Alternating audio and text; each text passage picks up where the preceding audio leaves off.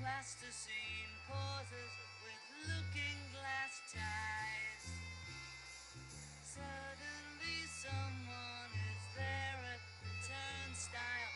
The girl with kaleidoscope eyes.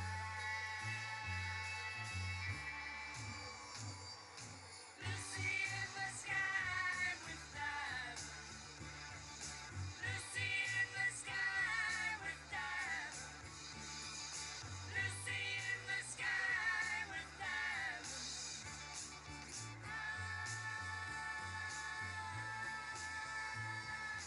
Lucy in the sky with diamonds.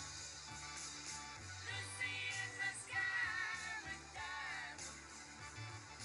Lucy in the sky with diamonds.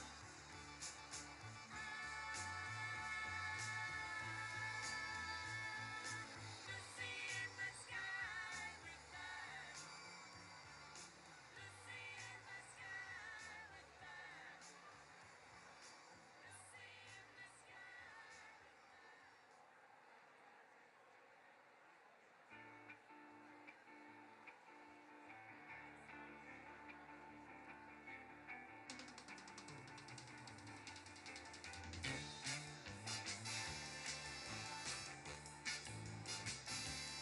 On her way to work one morning, down the path alongside the lake, a tender-hearted woman saw a poor half-frozen snake.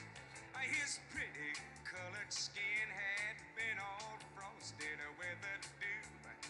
Oh, well, she cried, I'll take you in and I'll take care of you. Take me in, oh tender woman. Take me in, for heaven's sake. Take me in, tender woman. Sighed the snake. Now she wrapped him up all cozy in a coverture of silk, and then laid him by the fireside with some honey and some milk. Now she hurried home from her work that night as soon as she arrived. Now she found that pretty snake she'd taken in had been revived. Take me in, oh tender woman. Take me in, for heaven's sake. Take me in, tender woman. Sighed the snake.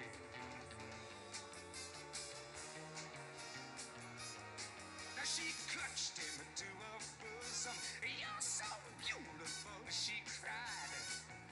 But if I hadn't have brought you in, by now you might have died. Now she stroked his pretty skin again and then kissed and held him tight. But instead of saying thanks, that snake gave her a vicious bite. Take me in, oh tender woman.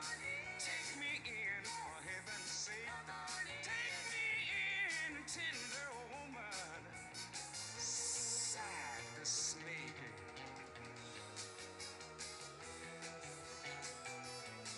Now I saved you, cried that woman, and you bit me even a while.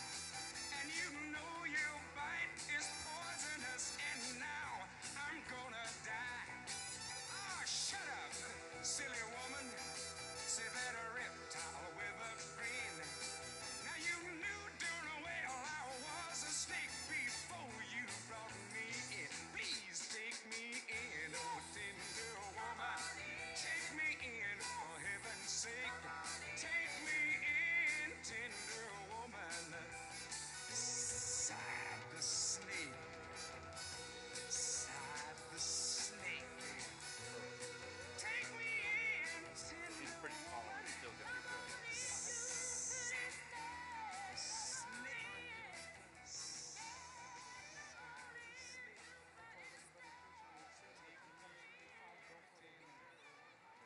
And how are we with signs in the audience, do you think? That's the next question. I think we're Okay, pretty good. good. I'm going to fade back unless you need me. Everything's good. Thank you, Fred. So good. Yeah! And I've set up and tore down this stage with my own two hands. We've traveled this land, packed tight in minivans. And all this for the fans, girls, money, and fame. I played it.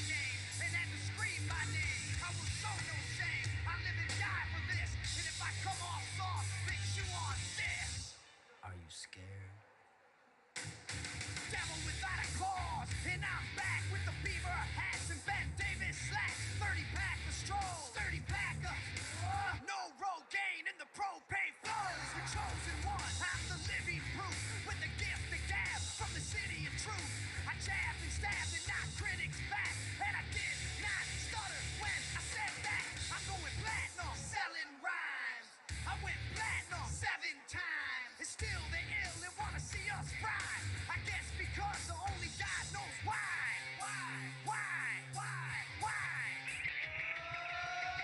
They call me cowboy. I'm a singer in black, so throw a finger in the air. Let me see where you're at. Say, hey. Let me hear where you're at. Say, hey. I'm giving it back, so say, hey. Show me some metal and say,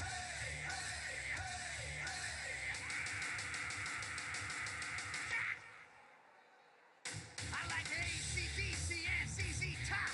We'll see this beasties and the kings of rock. Skinner, Seeger, Limp, Corn, the Stones. David Allen Coe and No Show Jones. Yeah! Pass that bottle around. Got the rock from Detroit, soul from Motown, the underground stone. Up here with tracks that Mac can slap back the whack. Never no way, I don't play with. But watch me rock with Liberace Flash. Punk rock the class. Boy bands are trash. I like Johnny Cash and Grandmaster Flash.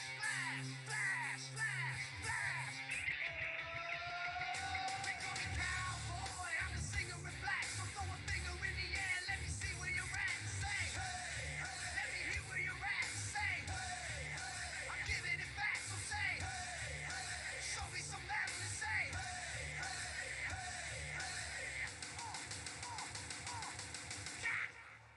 Yeah, I saw your band jumping around on stage like a bunch of wounded ducks. When you gonna learn, sucker? You just can't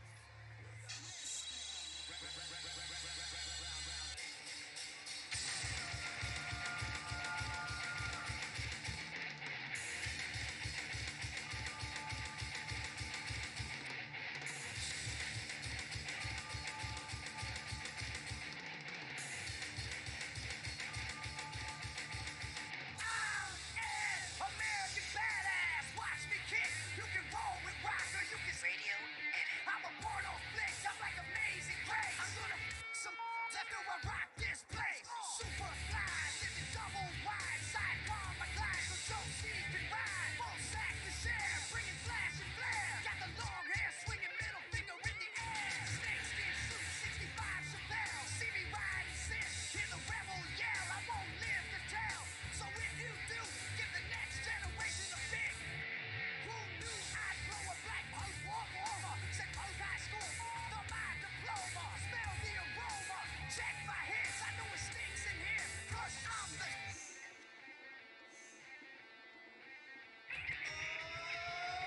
They call me cowboy. I'm a singer in black, so throw a finger in the air. Let me see where you're at. Say, hey. Let me hear where you're at. Say, hey. I'm giving it back, so say, hey. Show me some metal and say,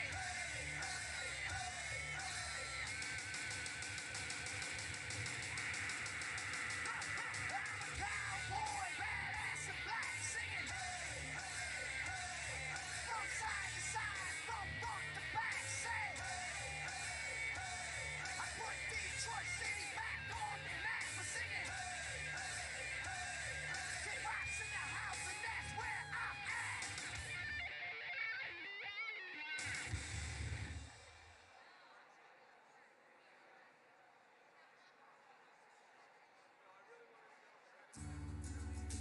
good times for a change. See the luck I've had can make a good man turn bad. So please, please, please, let me get what I want this time.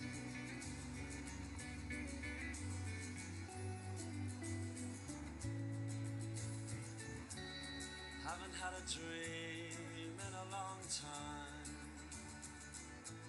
See the life I've had can make a good man bad. So for once in my life, let me get what I want. Lord knows it would be the first time.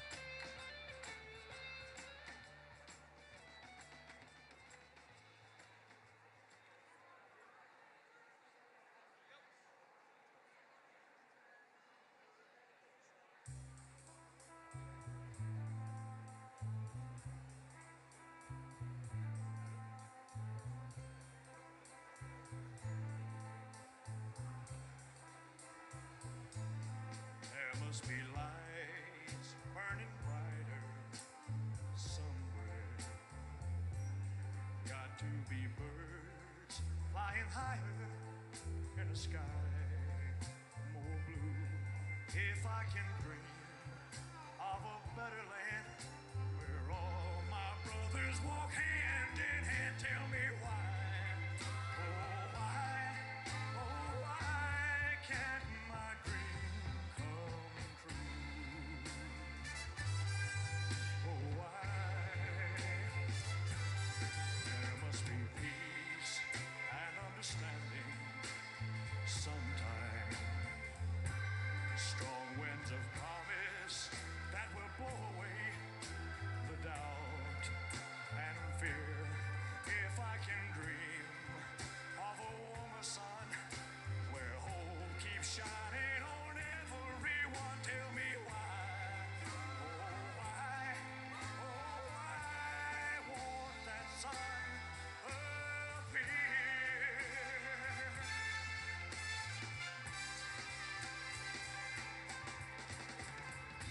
We're lost in a cloud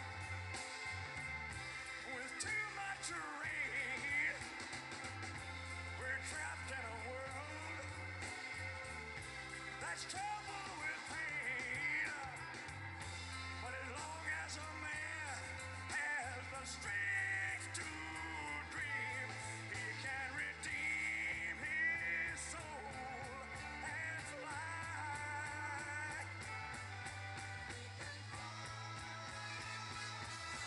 Deep in my heart, there's a trembling question.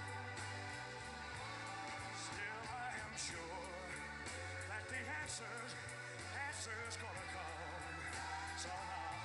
Out there in the dark, there's a beckoning candle, yeah. And while I can think, while I can talk, while I can stand, while I can walk, while I can dream, oh please let my dream come true.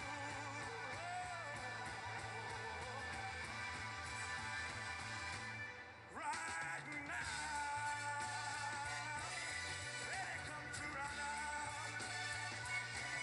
Oh yeah.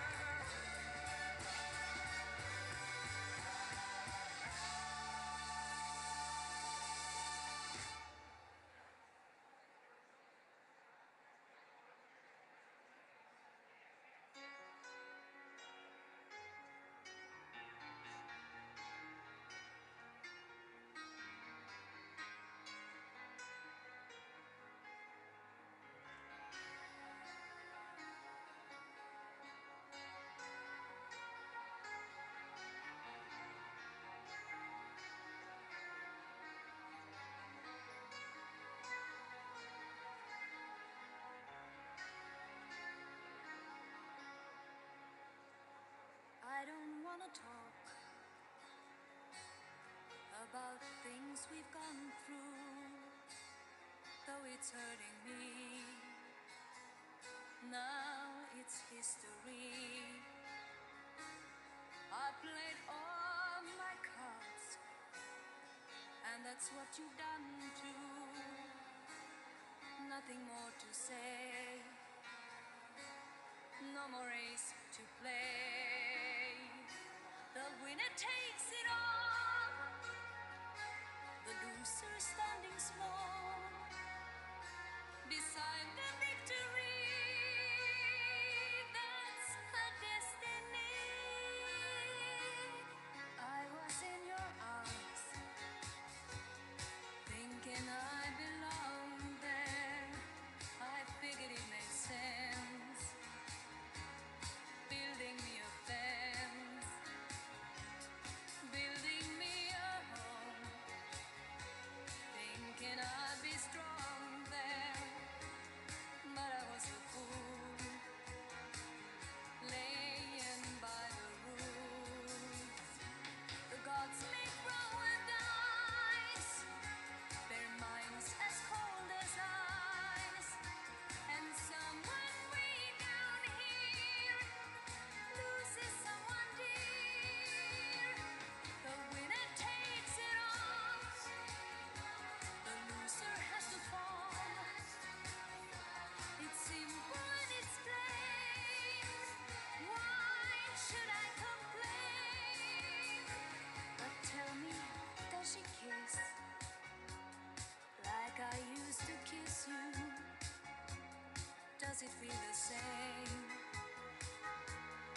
she calls your name.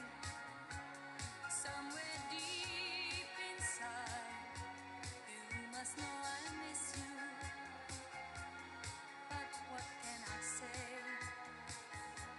Rules must be obeyed. The judges will decide. The likes of me provide. Spectators of the show always stay alone. The game is on again. A lover or a friend. A big thing or a small. The winner takes it all. I don't wanna talk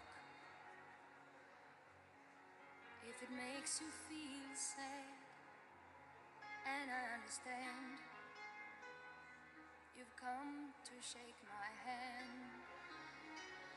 I apologize if it makes you feel bad, seeing me so tense, no self-confidence. But you see, the winner takes it all.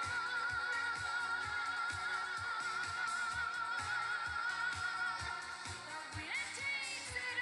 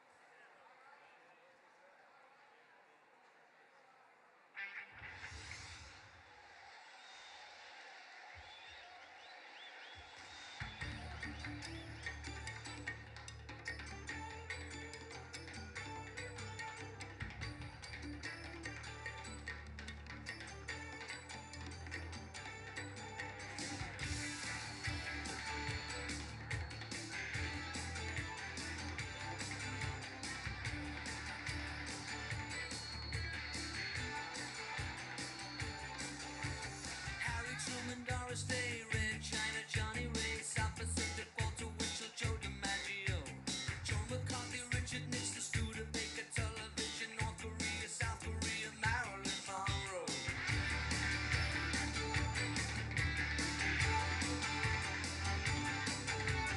Rosenberg, H-Bomb, Sugar Ray, Panmunjom, Randall, the King and I, and the Catcher in the Rye, Eisenhower vaccine, England's got a new queen, Marciano, Liberace, Santa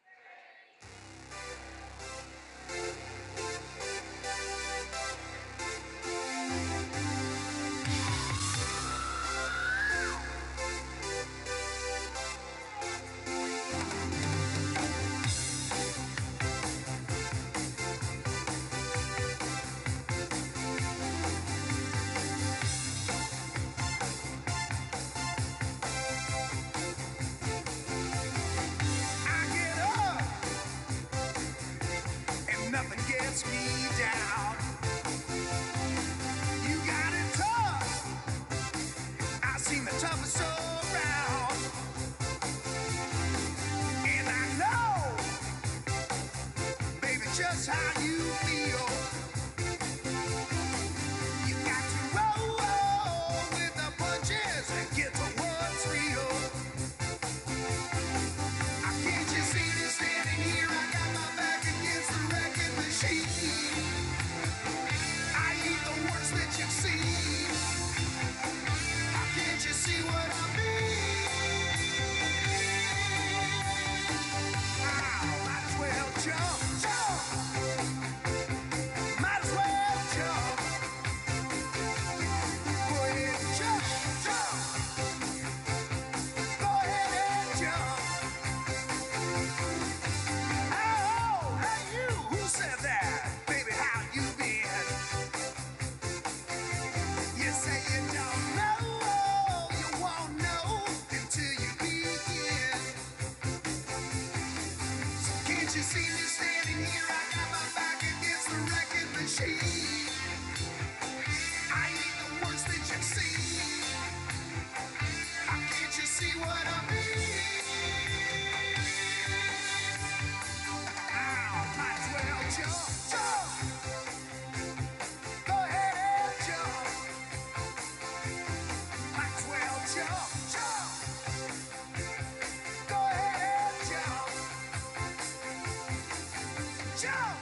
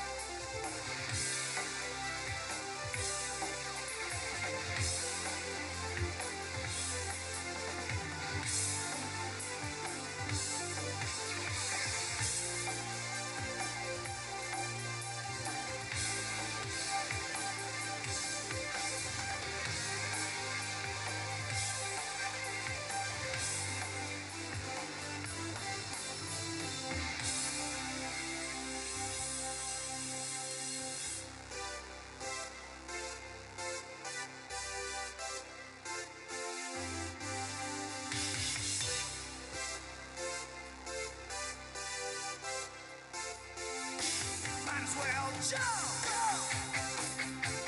Go ahead and jump. Get it and jump. Go ahead and jump. Jump. Jump. Jump. Jump.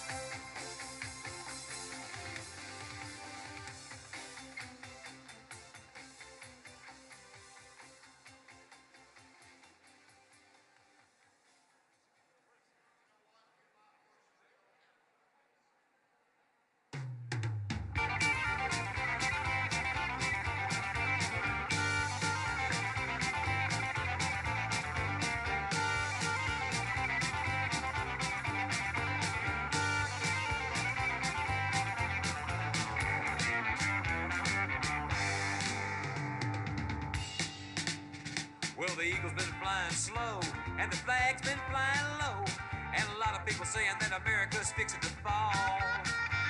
But speaking just for me, and some people from Tennessee, we got a thing or two to tell you all.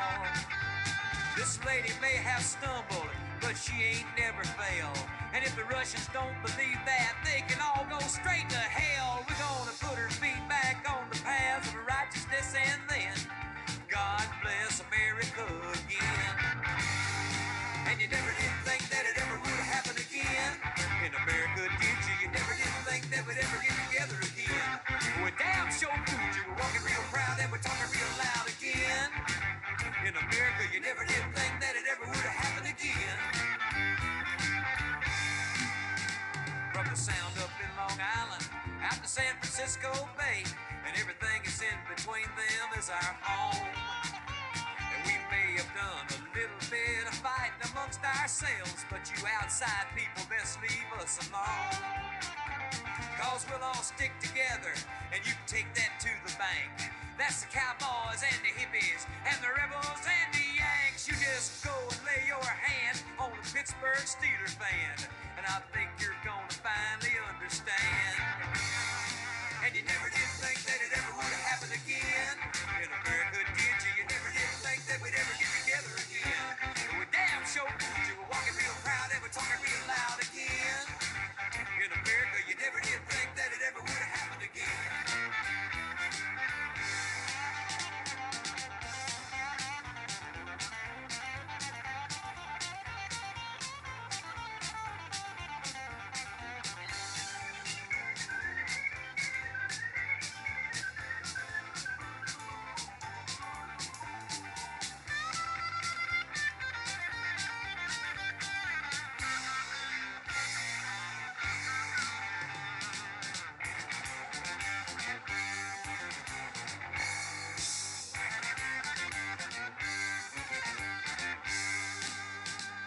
And you never did think that it ever would have happened again. In America, did you? You never did think that we'd ever get together again. Well, we damn sure proved you were walking real proud and we're talking real loud again. In America, you never did think that it ever would have happened again.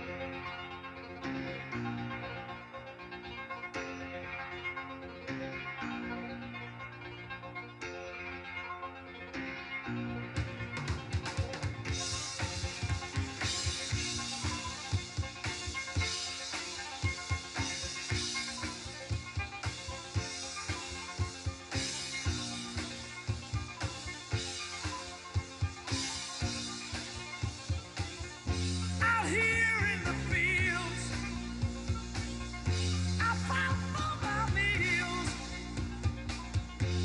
I get my back into my living. I don't need to fight to prove I'm right. I don't need to be forgiven. Yeah, yeah, yeah, yeah, yeah.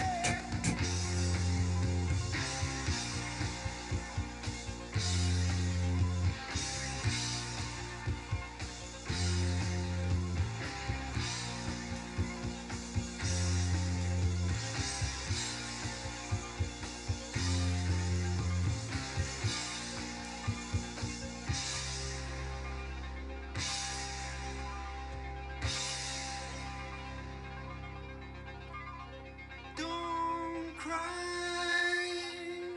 don't raise your eye. It's only teenage wasteland. Sally, take my hand. We'll travel south cross land. Put out the fire and don't look past my shoulder. The exodus is here. The happy ones are near. Let's get together before we get much older.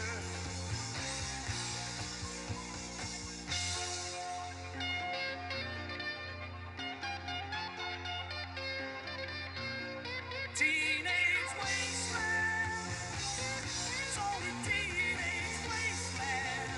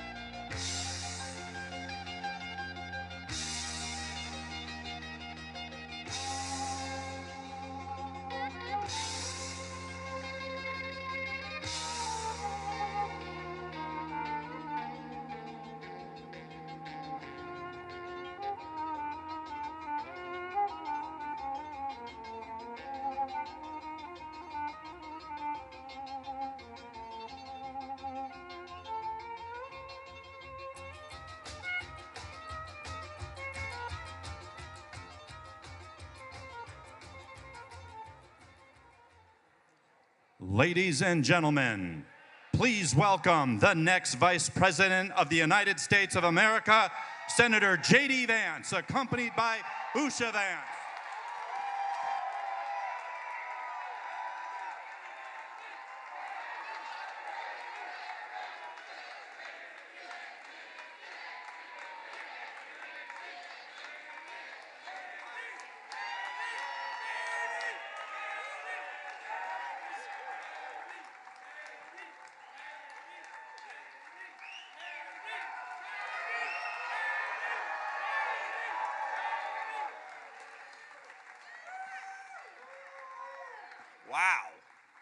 Wow.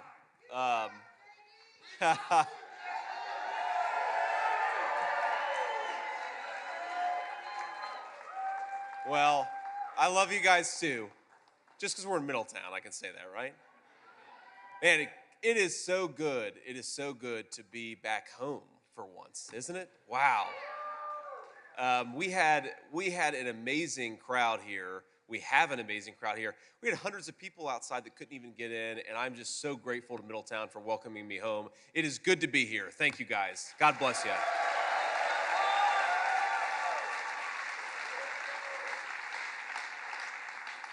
Now, where can I get a good fried bologna sandwich right now? All right, this is the guy who makes it. All right, before we get started here, I have to say a few things. First of all, I want to take a moment to thank some outstanding Republican leaders that we have today. If you can stand to be recognized, I'd appreciate it. Attorney General Dave Yost. Where's Dave? Okay. The great congressman representing Middletown, Ohio, Warren Davidson. Where's Warren?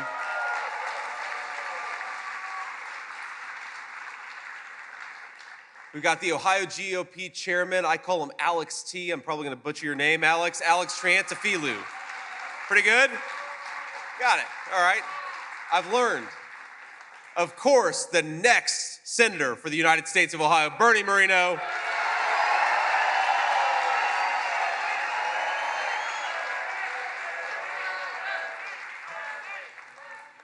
Don't get too excited. This is my event, not Bernie's event. We got Orlando Sanza, a great congressional candidate, got a good chance of winning. A very tough race. If you can help out Orlando, please do. And look, every single one of these officials, state and local, if I didn't see anybody or didn't remember anybody, I apologize. We've got a great slate of state and local officials who are ready to make this state and this country great again. God bless you guys. God bless you for your service, and thank you for stepping up.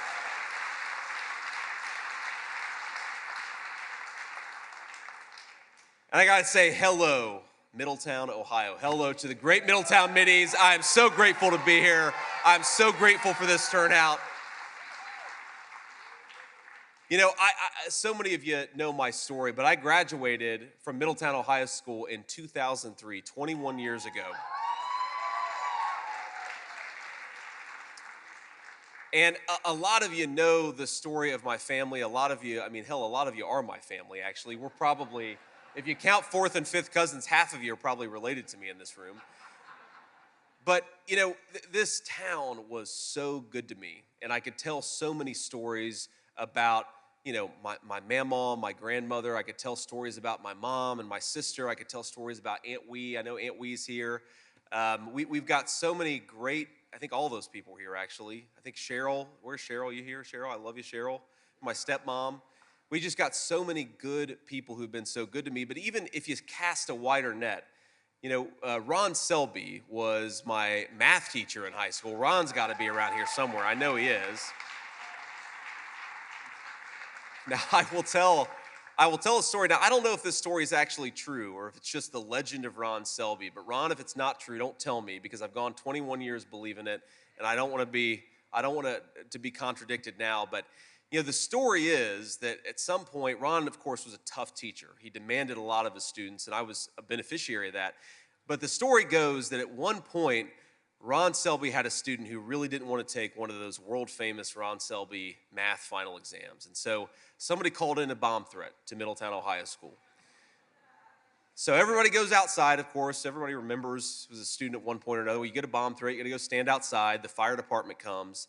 But Ron was really pissed off that somebody was messing with his schedule. So he walked to the kid's locker, got what was allegedly the bomb, threw it in a trash can, and said, I know this kid, he's not smart enough to make a bomb. Let's get back to school.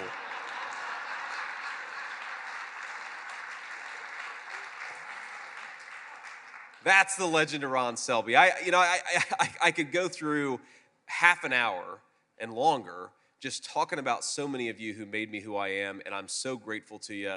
And I said at the RNC convention, which was the craziest speech and the craziest environment I've ever given, it's like all of you times 100 people, right? They were just as excited as you guys are, times about 100 people. You could barely hear yourself think, but I said, I will never forget where I came from. Ladies and gentlemen, I came from Middletown, Ohio. I am proud of it, and I will never forget where I came from.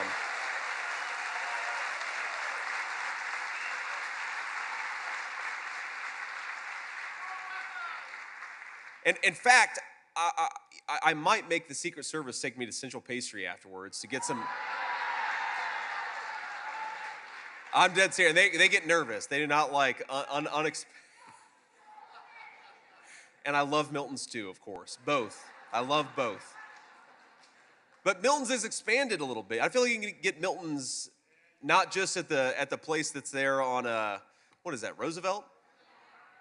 I feel like you can get Milton's anywhere now, or at least a lot of other places. So it's cast a wider net. Anyway, I'm going to talk about donuts all day. You can tell what I skipped lunch, so my mind's on donuts here. But I I'll tell you another story. My mamaw was just an incredible woman, and a lot of you knew her, and a lot of you knew her personally. And I talked at the RNC convention, and I'll repeat this story just because I think it illustrates how tough she was. That, mamaw died in 2005, and I was a United States Marine at that point, and I was just about to leave for Iraq. And when Aunt Wee and the rest of us went through her things, they discovered 19 loaded handguns in mamaw's. That is not a made-up, no, that's.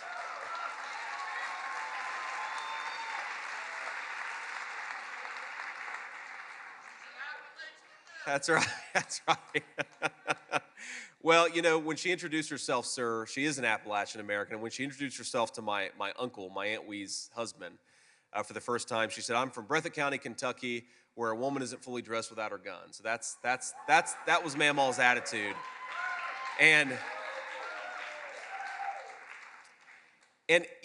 she was tough, and she was disciplined, and she is the reason why I've had so many of the good opportunities that I've had in my life. But people don't realize she was an incredibly sweet and kind and caring person too. And I'll never forget, I was probably 10 or 11 years old, and she picked me up from school, and there was just this very, I'd never seen this person. She was probably 14 or 15, young girl who was sitting in the back of the car, and she was clearly a little freaked out. And I'm going to get emotional telling this story. And I don't think that I've ever told this story before, but, mamaw said, I said, who is this person, who's in our car? And mamaw said, don't worry about it, none of your business. And I said, okay, I'll shut up. And eventually we dropped her off, and then we went back home, and I asked mamaw, well, who was that? And she said, well, that was a little girl, and I guess there was some pretty bad abuse in her house. And when that little girl ran away from home and tried to find a safe space, she asked, where could I go? And everybody said, you can go to Bonnie Vance's house. And that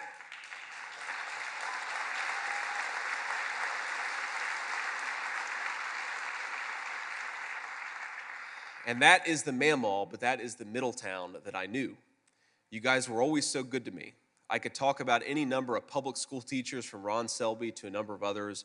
I could talk about people who looked after us when we were riding our bikes around. Mamaw was, she was always worried about safety, but she was never that worried about safety in Middletown, Ohio, because she trusted the people who lived here, and she knew they were good human beings who would look after all of us. They would look after all their kids and grandkids.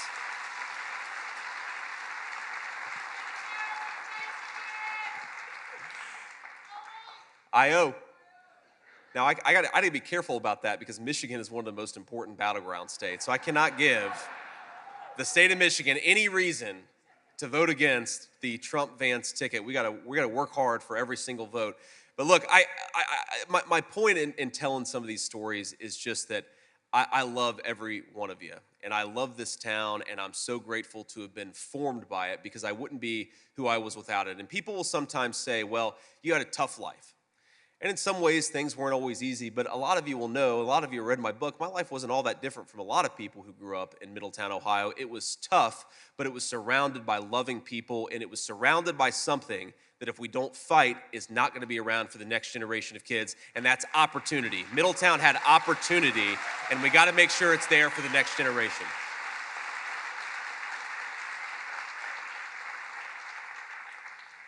You know, when President Trump asked me to be his running mate, I really had no idea what was coming. What happened is I left my home in Cincinnati, so we lived not too far from here, about a 35-minute drive, 45 minutes depending on traffic, and we went to Milwaukee on Monday morning, and I had no idea. I thought maybe he was going to ask me, but I thought I might ask somebody else. There were a lot of good guys running. Marco Rubio, a dear friend of mine, really great public servant, a number of other folks as well. So I had no idea what was coming. And when the president called me and asked me, he said, would you like to run as my vice presidential running mate? I said, well, yeah, of course, right? What do you, we didn't come all this way to say no. But he did something that was really amazing afterwards. He said, well, what do you think about this statement I'm about to put out? Of course, he put it out on social media. It's one of the things I love about President Trump is that he speaks directly to people. He doesn't allow a bunch of consultants to filter him. He is who he is, and that's why a lot of us love him. But he's talking about this statement, and I've got him on speakerphone, and my kid's in the background, my 7-year-old son. We've got 3 kids, and our 7-year-old is our oldest. His name is Ewan, and Ewan is talking in the background of Pokemon or some other God-forbidden subject. I'm like, son, I love you, but could you please, this is the most important phone conversation I've ever gotten. So please stop talking about Pikachu for 1 second. Let me take his phone call. And my son comes over to the phone, and the president hears him, and President Trump says, who is that? And I said, that's my 7-year-old son. And he says, well, put him on the phone.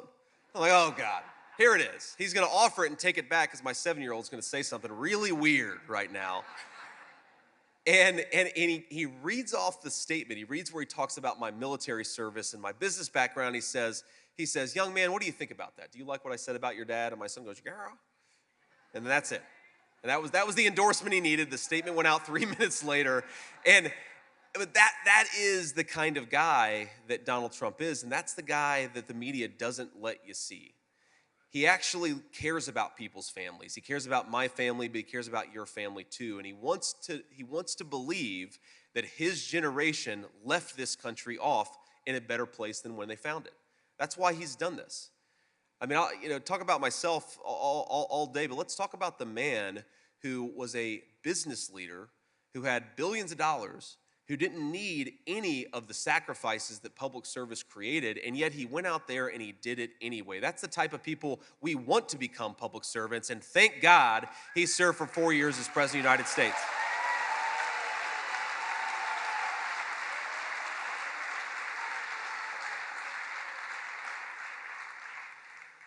And now, ladies and gentlemen, after 4 years of Joe Biden's presidency, or whoever actually is calling the shots in Joe Biden's White House, are we ready to re-elect President Donald J. Trump again?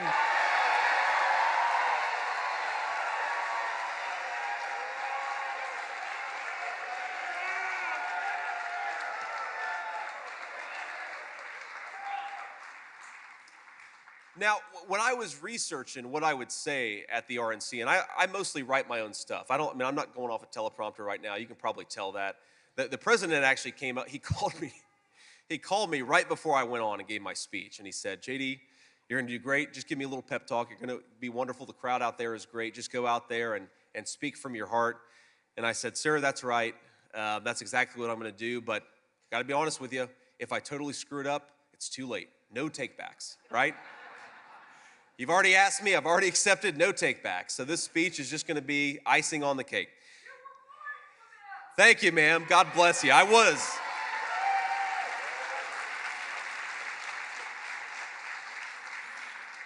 But here's the thing. I was researching what I was gonna say about the president, and I realized that over a lifetime of business leadership, and then of course a few years of public service, the country has made a lot of stupid decisions, and President Donald Trump was right about every single one being a mistake. And just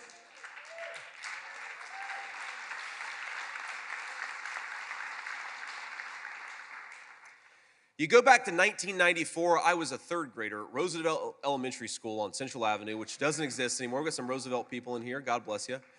And 1994, this country gave a sweetheart trade deal to Mexico that sent hundreds of thousands of good manufacturing jobs, many of them in our communities, to Mexico. That was a bad idea. We shouldn't have done it, and Donald Trump said it was a bad idea, right? The current administration, by the way, supported it. In 2000, towards the end of the 1990s, I should say, we gave a sweetheart trade deal to the communist Chinese. We allowed them to build their middle class off the backs of the American middle class. And you know who supported it? The current people in power. You know who opposed it? Donald J. Trump.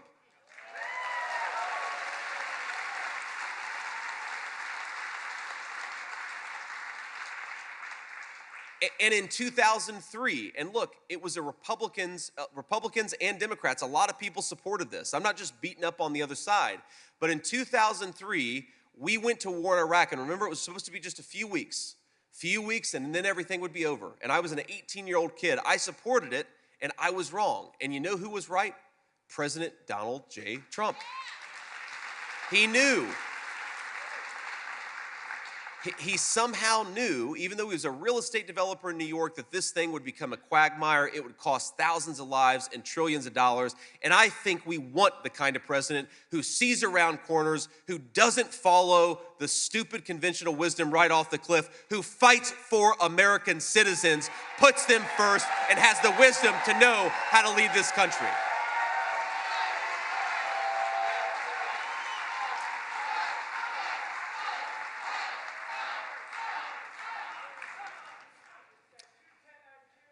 That's right. He probably does have an IQ of 210, but don't tell him that. Don't tell him that. So, the problem is, when our leadership makes all these dumb decisions, we know exactly who suffers the consequences. It's the people right here in this room and the communities that we live in.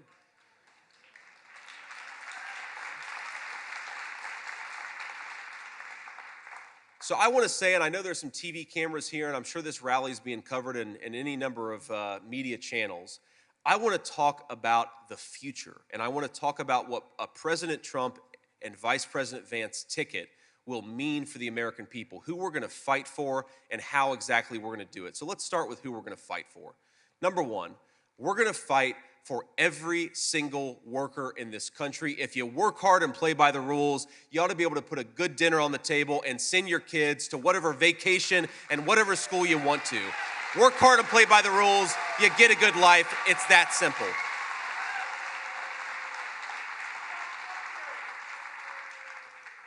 We're going to fight for every single parent to send their kids to a school where they get a good education and not an indoctrination.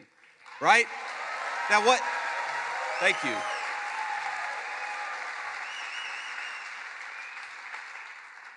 Now, I got a great education at Middletown High School. I graduated in 2003. I joke that I got a PhD, a public high school diploma, and I'm very proud of it.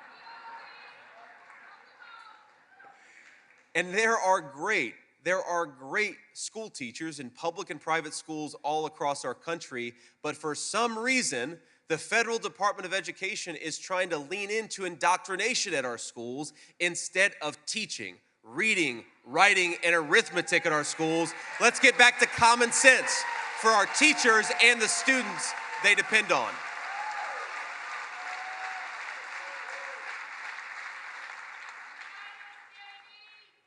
God bless you, sir. Now look, we fight for the grandmothers who are raising, and the grandfathers and the aunts and the uncles who are raising a generation of grandkids that they didn't expect to raise. That is who we represent, and that is who we fight for.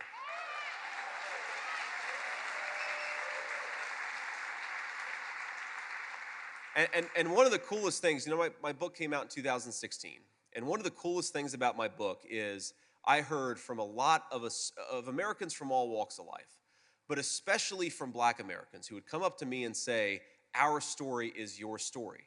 Whether it's the drug epidemic or whether it's this epidemic of crime and violence that Joe Biden and Kamala Harris unleashed in our country, we have got a lot of grandparents, white, black, and every skin color, that are raising kids that they didn't expect to raise. And they're doing it because it's the right thing to do, and they do it because they love their communities. My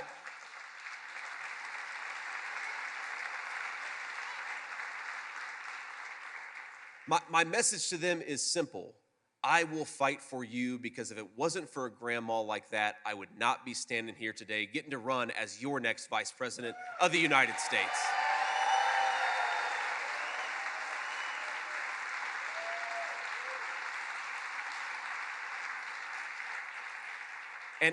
And to those grandmas and grandpas, the nanas, the mamas, and the papas, let me just say, from a kid who was, not as grateful as I should have been when I was 15 and 16 years old. Kids, when they're that age, I hear they're not that grateful. I'm sure I'll learn it the hard way here in a few years. But let me just say that from the bottom of my heart, thank you. You may never hear it from the kid that you're raising, but trust me, in their heart, they appreciate it, and they know they wouldn't be anywhere without you. So God bless you guys for stepping up. God bless you, and thank you.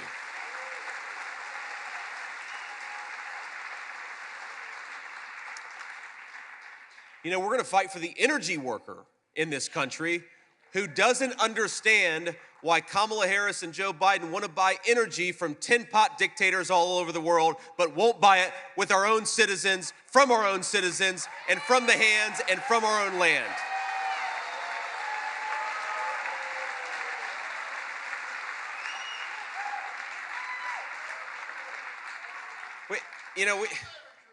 Drill, baby, drill. It's a very, very simple concept, but it's profound because we've got great energy workers in Pennsylvania. We've got great energy workers in Ohio and all across our country. They want to do a good job. They want to earn a reasonable wage, and they want to power the American economy. Why don't we have a president that lets them do exactly that, ladies and gentlemen? Unleash American energy, drill, baby, drill, and let's turn the page on this craziness. And it's not just about the energy workers, it's about workers all across our country, because, I happen to believe in this crazy thing that we ought to make more of our own stuff in this country, right? And I know President Trump agrees. But think about this. You know where 95% of the ibuprofen, Advil, 95% of it, you know where it's manufactured? China. You know where the gross majority of the antibiotics that we put in the bodies of our children come from? China. Now, I don't know if you were alive the past 5 years, but do you remember maybe why we shouldn't trust the Chinese attitude towards public health? What?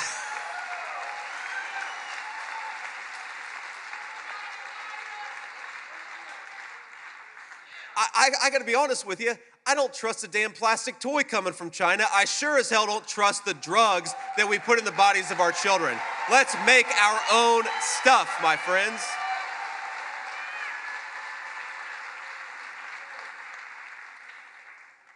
But you can't manufacture anything unless you've got low-cost energy, which we've got it. We are sitting on the Saudi Arabia of natural gas. The next 100 years, we could be energy dominant, which helps our people pay lower energy costs. It helps our citizens who work in the energy sector, and it helps our manufacturers make more of our own stuff and become more self-reliant in our own country. It's a win-win. We just got to get the current crop of crazies out of there and replace them with President Trump.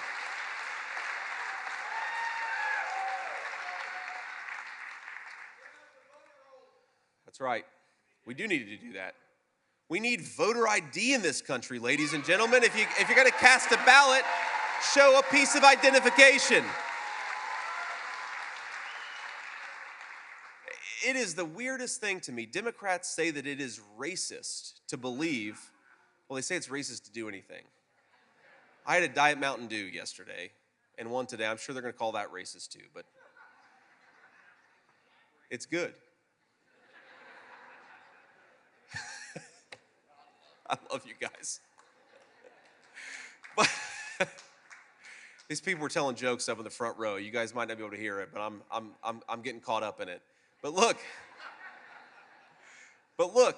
here's the very simple thing. We believe that we want to make more of our own stuff, and we believe that we want to have secure elections, and we believe we want to have schools that don't indoctrinate our children. That's not racist, ladies and gentlemen. It is common American Middletown sense, and I'm proud to be from this town and to take the wisdom from it.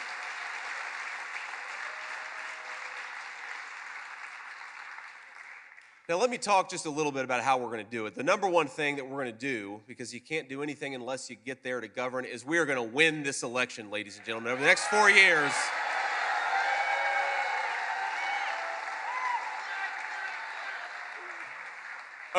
next 4 years, we are going to do a lot of good for people all over this country. Well, sir, let's not get ahead of ourselves. Knock on wood, we got to win this race first. But to get there, the next 4 months, we've got to do everything that we can. And I'd ask you, all of you, if you can find something to do to get involved, please do it. There are doors that we can knock on. There are people that we need to deliver to the polls. There are people who are going to vote for President Trump and Vice President Vance and for Bernie Moreno, but we got to get them to the polls, right? So that's one thing you can do, is remind your friends to get out there and vote and make sure they get to the polls. The second thing that we have to do is push back on every channel that we can. The media is never going to be fair to President Donald J. Trump, but you're going to be fair. So use the voice that you have. Use it on Facebook and Instagram. Go on social media and actually make the case for President Trump and Vice President Vance. That is the thing that every single one of you can do.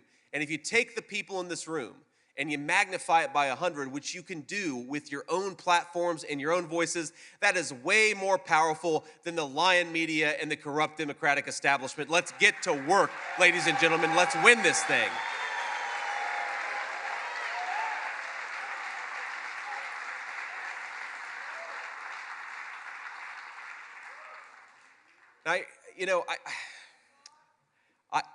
I would not be here if it were not for the generosity and the incredible opportunity of this country.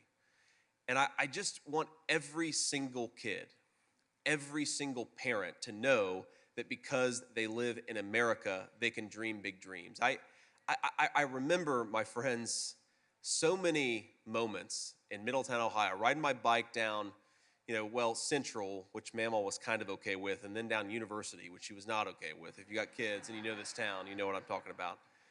But I just remember looking to the future.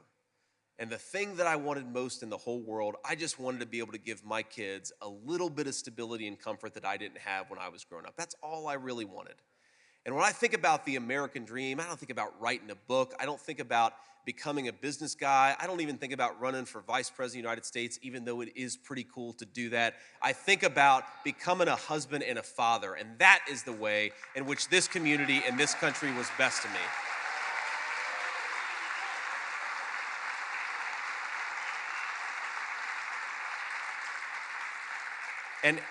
And while we're talking about it, did my wife do a good job the other night or what? Didn't she do great? She is.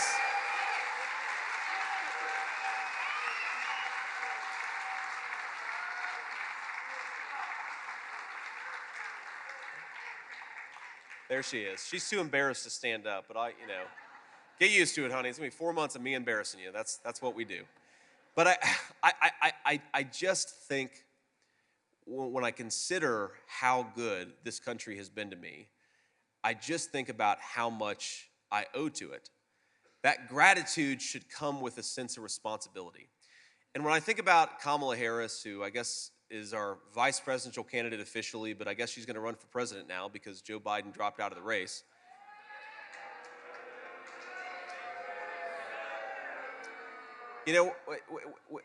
When I see... I'm going to take bets here. We're going to start a betting pool just in this auditorium.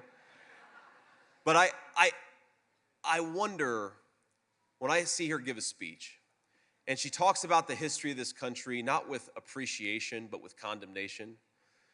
And look, of course, every country, just like every family, certainly mine, has its pockmarks, right? Not everything's perfect. It's never going to be.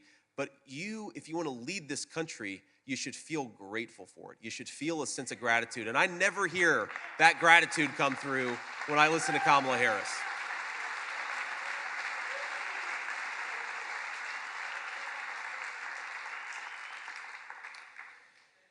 And that's what we've got to do. Fundamentally, you're going to agree, hopefully, since you're here, you're going to agree, hopefully, with most of what President Trump and I want to do. We're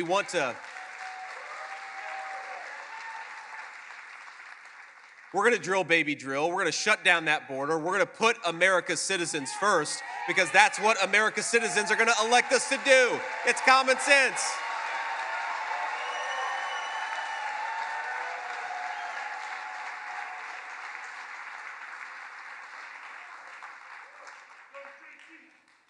Thank you, sir. But even when you disagree with us, nobody's ever perfect. No politician is perfect, certainly not me, but you deserve to be led by people who are grateful for the community they came from, who are grateful for this country and its boundless opportunities, who are grateful for the service of our veterans and the people who put their lives on the lines, from police and firemen on down.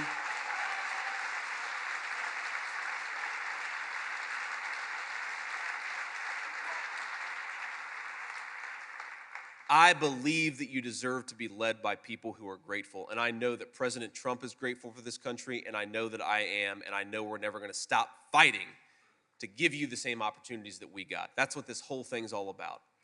Now, look, I'm going to go really off script here, and all my communication staffers back there are going to get a little nervous. I was hanging out with my kids yesterday. We're actually swimming at the swimming pool, and somebody brought over their phone and showed me the news that Joe Biden had announced he was dropping out of this race. And look, I don't like Joe Biden, and I don't like his policies, and I'm not a Democrat primary voter. I never have been, and I never will be, unless something goes really wrong, ladies and gentlemen. But look, what is going on in this country is absolutely disgraceful. Let me get a little philosophical here. I imagine most of you did not vote for Joe Biden, and if you did, welcome aboard. We're glad to have you. But if you want to run for president, you've got to make your case to voters. You make your case to voters. That's what President Trump did, even though he would have already been the president. And even though he was by far the most popular person in the Republican Party, he ran for the Republican presidential nomination. He faced some good competition, and he made his case to voters. The idea of selecting the Democrat Party's nominee because George Soros and Barack Obama and a couple of elite Democrats got in a smoke-filled room and decided to throw Joe Biden overboard, that is not how it works. That is a threat to democracy, not the Republican Party, which is fighting for democracy every single day.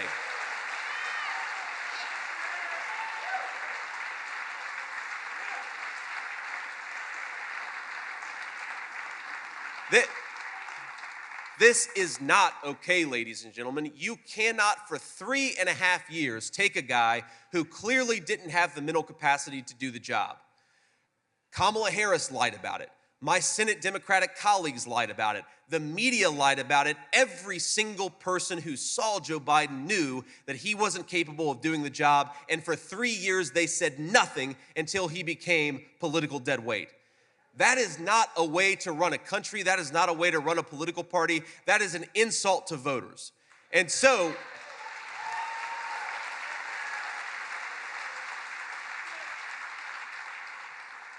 and I really believe, even though I think the leadership of that party is corrupt, I really believe that most Americans are fundamentally good, whether they're Democrat, Republican, or independent. My life has taught me to put my faith in people because they put their faith in me and gave me a lot of opportunities.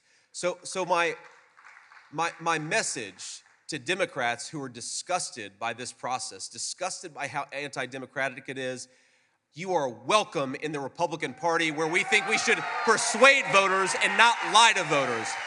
Come on in, the water's warm.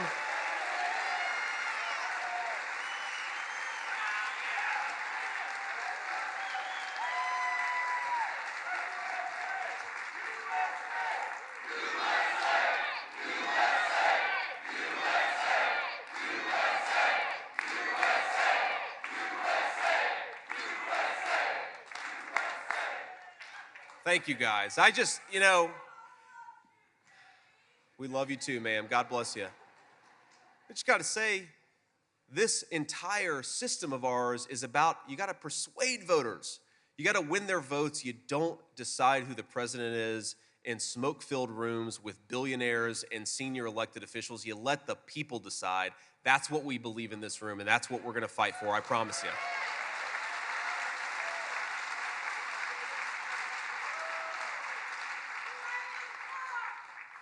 So and by the way, thinking about take-backs, I was told I was going to get to debate Kamala Harris, and now President Trump's going to get to debate her.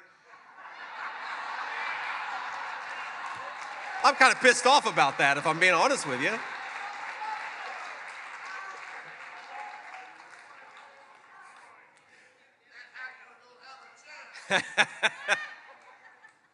So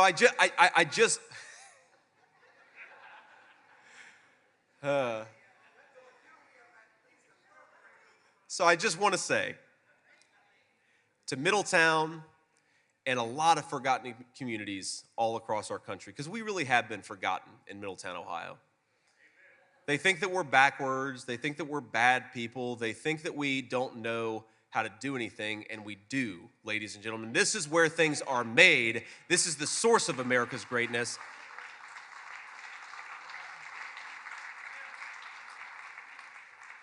But I just want to say, I promise you this.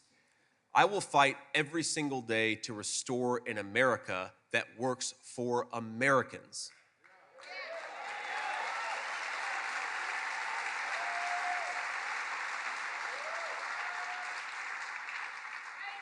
I will fight for policies that lower the costs of your groceries, lower the costs of your housing, make life more affordable, not less affordable as it has been under the Democrats. I will fight for energy policies that make it easy to heat your home in the winter and cool it in the summer, because I lived with a mammal who sometimes worried whether there was money enough to heat the house in the winter.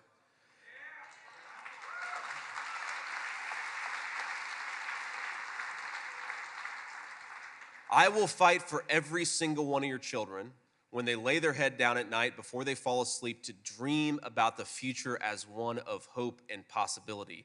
Your children deserve the inheritance of this country. And the inheritance of this country is that their lives will be better than their parents, and their children's lives even better than that. That is the American dream that we fight for, and I will never stop fighting for that American dream.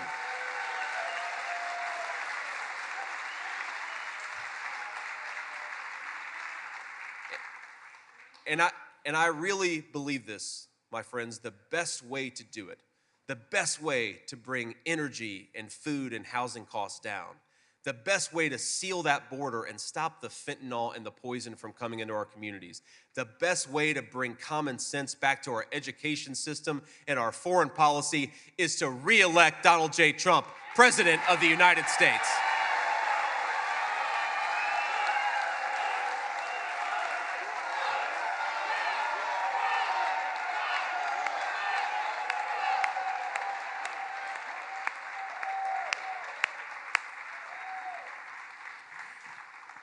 And you know, it's so funny. The media says, well, you know, JD said some critical things about President Trump 10 years ago. And Kamala Harris, of course, called Joe Biden a racist and then ran with him 2 months later. And I think, my friends, because I was critical of President Trump in 2016, I realized two things. One, the media lies about this guy nonstop. They really do. It's unreal. He's a good husband. He's a good father, good grandfather. All of his family from Melania on down, they love the guy. And that's why, by the way, we were so scared last Saturday when an assassin almost took him from us. But he cares about human beings. He is not the caricature or the lie that the media has told you that he is. He is a person who believes this very simple thing, and they call him a radical for it, but it happens just to be common sense. His radical idea is that America should make more stuff in its own country for its own citizens, and that the American nation belongs to the American people. Let's re-elect Donald J. Trump. Let's get this country back on track. Middletown, I love you. I wouldn't be here without you, and I will never forget where I came from. Go Middies, and God bless you guys. Thank you.